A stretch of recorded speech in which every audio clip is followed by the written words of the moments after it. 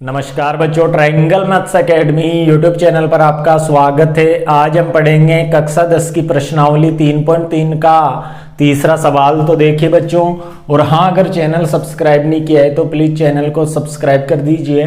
तो देखिए, आज हम चौथा सवाल पढ़ने वाले हैं। एक नगर में टैक्सी के भाड़े में एक नियत भाड़े के अतिरिक्त चली गई दूरी पर भाड़ा सम्मिलित किया जाता है। यानी टैक्सी का जो किराया होता है किसी नगर में, वो नियत भाड़ा और एक अतिरिक्त दूरी पर चली गई दूरी का भाड़ा लिया जाता है। तो नियत भाड़ा क्या होता है? ये तो ऐसे मान लीजिए जैसे उस टैक्सी में बैठने का भाड़ा हो गया। ये सभी के लिए समान होता है, लेकिन चली गई दूरी के हिसाब से फिर सबसे अलग अलग लिया जाता है। कोई 2 किलोमीटर पे जा रहा है, कोई 3 किलोमीटर पे जा रहा है। ठीक है। अब कोई व्यक्ति 10 किलोमीटर दूरी के लिए भाड़ा 105 रुपए देता है तथा 15 किलोमीटर दूरी के लिए भाड़ा 155 रुपए है। तो नियत भाड़ा तथा प्रति किलोमीटर भाड़ा निकालना है अपन को। भाई, नियत भाड़ा कितना है टैक्सी का और प्रति किलोमीटर भाड़ा कितना ले रहा है। और इसके साथ हमें निकालना है कि एक व्यक्ति को 25 किलोमीटर यात्रा करने के लिए कितना भाड़ा देना पड़ेगा। ठीक है। तो दो समीकरण बनाएंगे अपन। दो तरह के भाड़े हैं, तो सबसे पहले उनको एक्स वाई मान लेते हैं। ठीक है। तो देखिए यहाँ पे हल, माना कि नियत भाड़ा x रुपए तथा प्रति किलोमीटर भाड़ा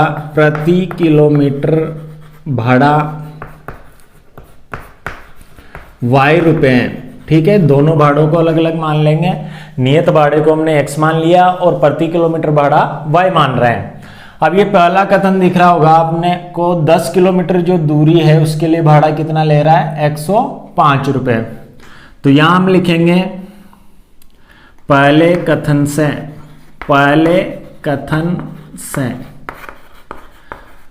कथन से क्या हो रहा है कि 10 किलोमीटर जो दूरी है उसके लिए भाड़ा कितना ले रहा है? 105 रुपए। तो यदि हम नियत भाड़े की बात करें तो सभी के लिए समान आएगा। तो इसको तो अपन ऐसा का ऐसा लिख देंगे x, फिर प्लस लगाएंगे, यानी टोटल करेंगे दोनों भाड़ों का। अब वो 10 किलोमीटर जा रहा है, तो मान लीजिए 1 किलोमीटर का y रुपए ले रहा है। तो 10 किलोमीटर का ज्ञात करने के लिए अपन को y को 10 से गुणा करना पड़ेगा, यानी 10y हो जाएगा। ठीक है। तो इसके अंदर 10y और जोड़ेंगे, ये प्रति किलोमीटर भाड़ा का टोटल हो गया। ये 1 किलोमीटर का भाड़ा है और 10 किलोमीटर का निकालना है, तो 10y हो गया। अब इन दोनों को टोटल करेंगे तो उससे कुल मिला के कितने रुपए ले रहा है? 105 रुपए। तो ये हो जाएगा अपना पहला समीकरण। ठीक है। अब दूसरा कथन देखिए, 15 किलोमीटर भाड़े का कितना रुपए ले रहा है? 155 रुपए। तो दूसरे कथन से ध्यान से समझना, नियत भाड़ा वही x रहेगा दोनों में। अब यहां 15 किलोमीटर जा रहा है तो 15 को y से गुणा करना पड़ेगा, यानी 15y हो जाएगा। और बराबर में टोटल रुपए कितने आ रहे हैं? 155 रुपए। तो ये हो गया हमारा दूसरा समीकरण। अब दोनों में से किसी भी एक समीकरण से हम एक चर का मान निकाल लेंगे, यानी x या y का मान निकाल लेंगे और दूसरे समीकरण में रख देंगे। चूंकि हम प्रतिस्थापन विधि पढ़ रहे हैं तो मान x या y का निकाल लेते हैं एक में से और दूसरा समीकरण में रखते हैं। तो यहाँ पे देखिए, समीकरण 1 को हल कर रहा हूं मैं। समीकरण 1 से x का मान निकाल रहा हूं। ठीक है। तो 105 माइनस 10y हो जाएगा। यहां से अगर मैं x का मान निकालूंगा तो 105 ये प्लस का है तो ये माइनस हो जाएगा। x का मान आ गया ये। अब इसको अपन रखेंगे समीकरण नंबर 2 में। तो x बराबर 105 माइनस 10y समीकरण 2 में रखने पर, तो रख दीजिए x की जगह 105 माइनस 10y प्लस 15y बराबर 155। ठीक है। यहाँ पे मैंने ये रख दिया सारा और फिर 15y का 15y प्लस लगा के और 155 ऐसा कैसा। 105 यानी संख्या वाले पद को उधर भेज दो और चर पदों को इधर ही हल करेंगे। तो माइनस 10 और प्लस 15 में से प्लस 5y बचेगा और 155 में से 105 घटा देंगे। ये इधर आते हैं माइनस का हो जाएगा। 5y बराबर कितना आएगा? 50। 155 में से 105 गए तो y बराबर आ जाएगा 50/5। काटेंगे तो ये कटेगा 10 बार y का मान आ गया हमारे पास 10। ठीक है, तो हमारे पास प्रति किलोमीटर भाड़ा तो आ गया 10 रुपए। अब अपन x का मान निकालेंगे, यानी ये y का जो मान है 10, ये किसी भी एक समीकरण में रख देंगे। तो यहाँ पे देखिए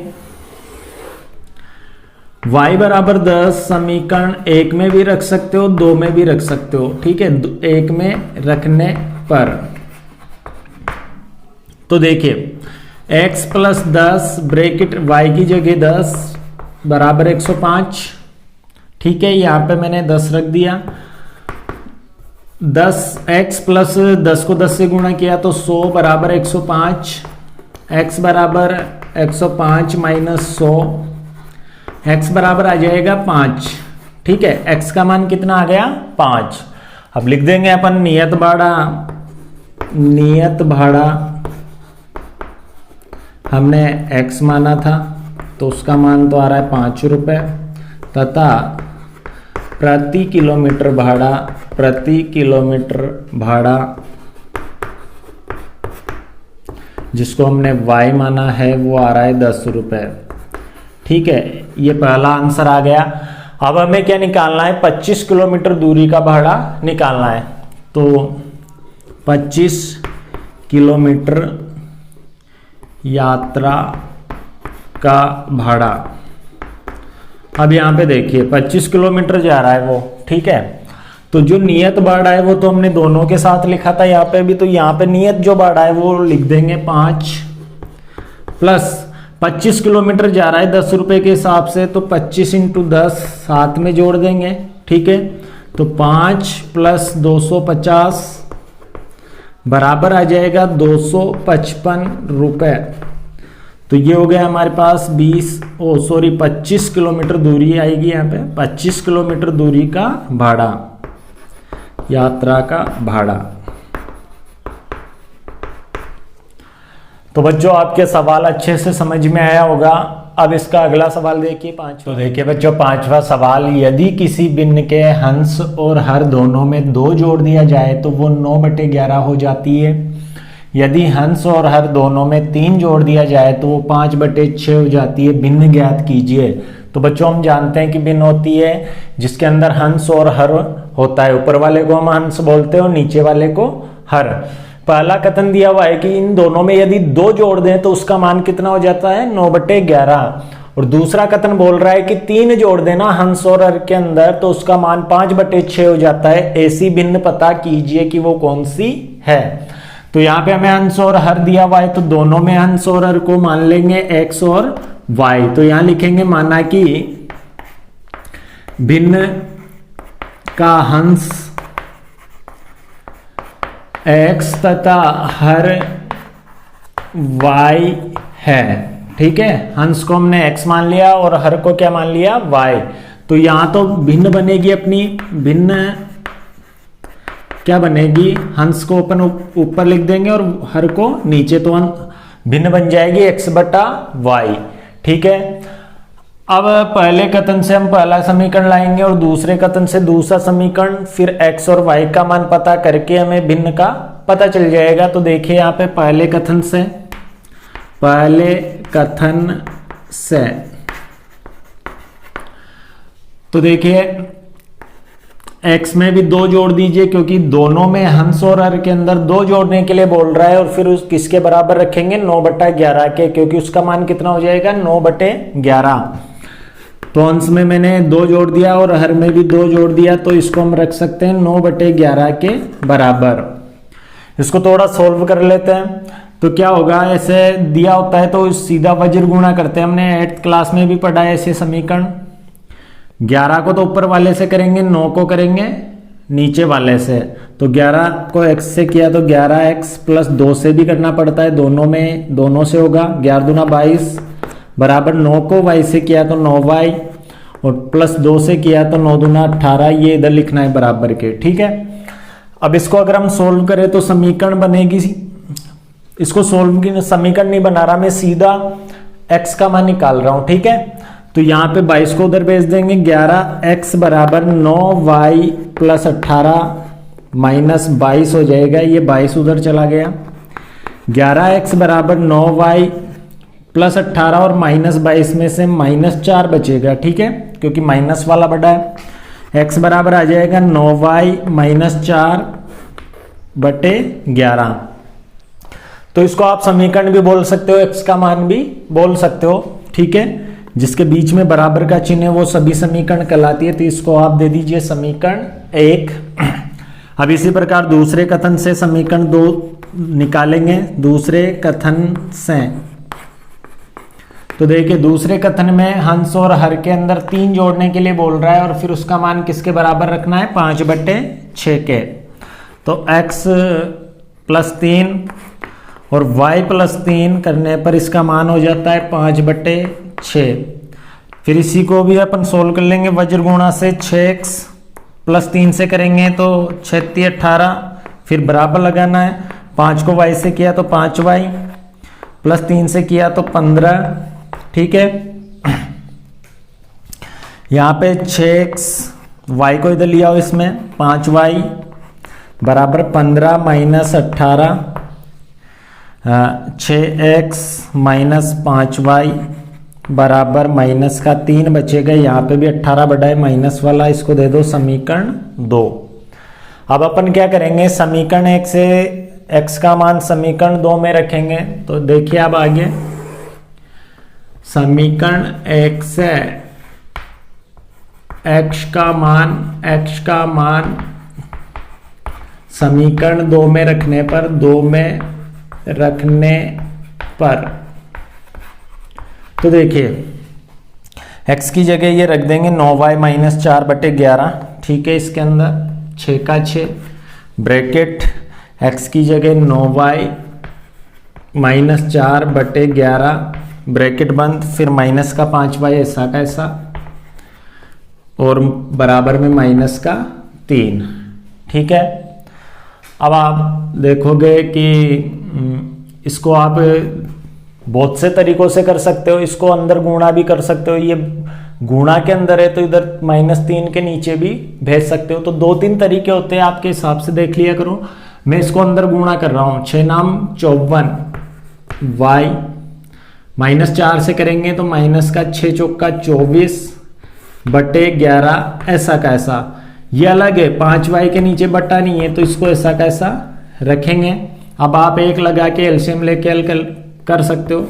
तो यहाँ पे मैं 11 एलसीएम ले लिया, 11 का भाग देंगे तो एक बार, ये पूरा 11 के ऊपर है ना, वो तो ऐसा का ऐसा आ जाएगा, क्योंकि एक बार 1 से गुणा करेंगे तो ऐसा का ऐसा उतर जाएगा। फिर ये माइनस लगाना है, 1 का भाग 11 में देंगे तो 11 बार जाएगा, और 11 को अगर 5 से गुणा करोगे तो 55 y आएगा बराबर -3।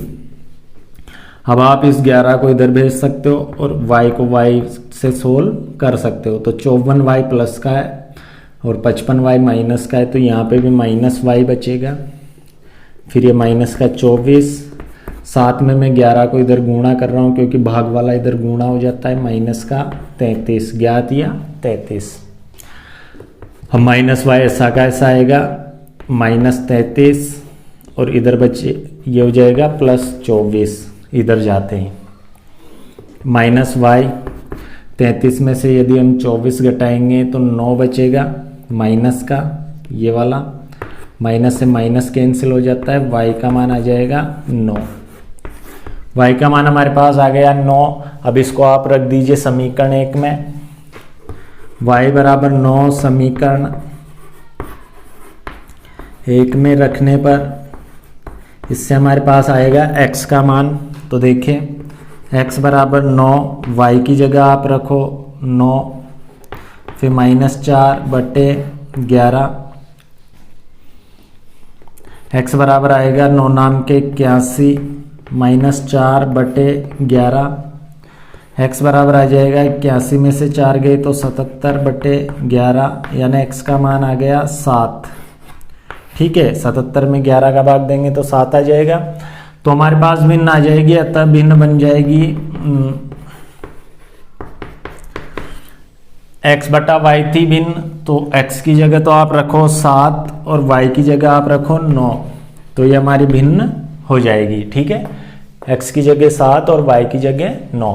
तो बच्चों आपको अच्छे से समझ में आया होगा। अब इसका छठा सवाल देखिए। तो देखिए बच्चों, अब छठा सवाल, 5 वर्ष बाद जेकब की आयु उसके पुत्र की आयु से 3 गुनी हो जाएगी। 5 वर्ष पूर्व जेकब की आयु उसके पुत्र की आयु से 7 गुनी थी, उनकी वर्तमान आयु क्या है? हमें दोनों की, जेकब की और उसके पुत्र की वर्तमान आयु ज्ञात करनी है।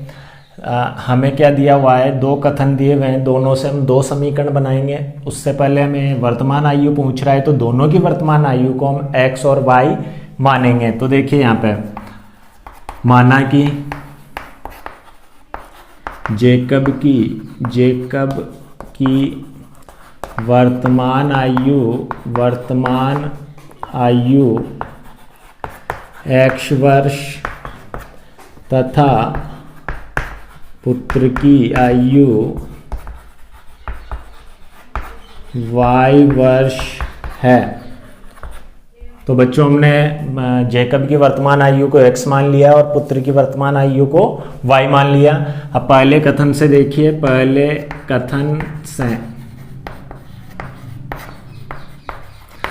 कथन में क्या दे रखा है, 5 वर्ष बाद जेकब की आयु उसके पुत्र की आयु से 3 गुनी थी।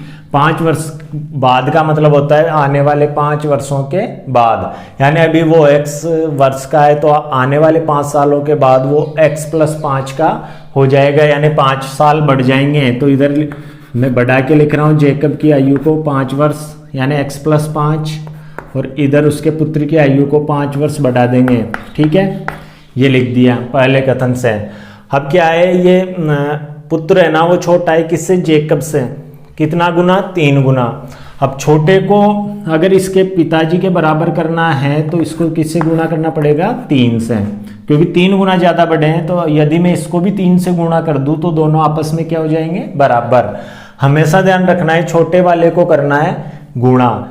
बच्चे क्या करते हैं, बड़े वाले को 3 से गुणा कर देते हैं, ये गलत हो जाएगा। ठीक है, अब इससे समीकरण बनेगा, देखिए x + 5 3y, इसको अंदर गुणा करेंगे तो 3 पंजे 15, x का मान निकाल रहा हूं मैं 7 के साथ, 3y + 15 - 5, x बराबर 3y + 10, ये x का मान भी हो गया और समीकरण 1।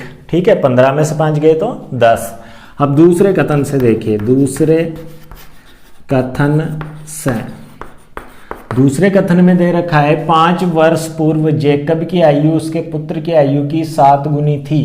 ठीक है, तो 5 वर्ष पूर्व का मतलब होता है 5 साल पहले, यानी माइनस होगा अभी की आयु से। 5 वर्ष कम कर दिया यहाँ पे, और यहाँ पे भी अपन 5 वर्ष कम कर देंगे इसकी आयु से, उसके पुत्र की आयु में से y - 5 हो जाएगा। इस कंडीशन में क्या हो रहा है, 7 गुना ज़्यादा बड़े हो रहे हैं पिताजी, तो हम क्या करेंगे, पुत्र की आयु को 7 से गुणा कर देंगे। इसका समीकरण बनेगा x - 5, इसको अंदर गुणा करेंगे 7y, इसको भी अंदर गुणा करेंगे तो 7 पंजे 35। ठीक है, y को इधर लिया हो, यानी x - 7y बराबर -35 - 5, सॉरी ये +5 हो जाएगा इधर जाके। x - 7y बराबर इधर आएगा -30। अब हम क्या करेंगे, ये समीकरण 2 दे दो इसको।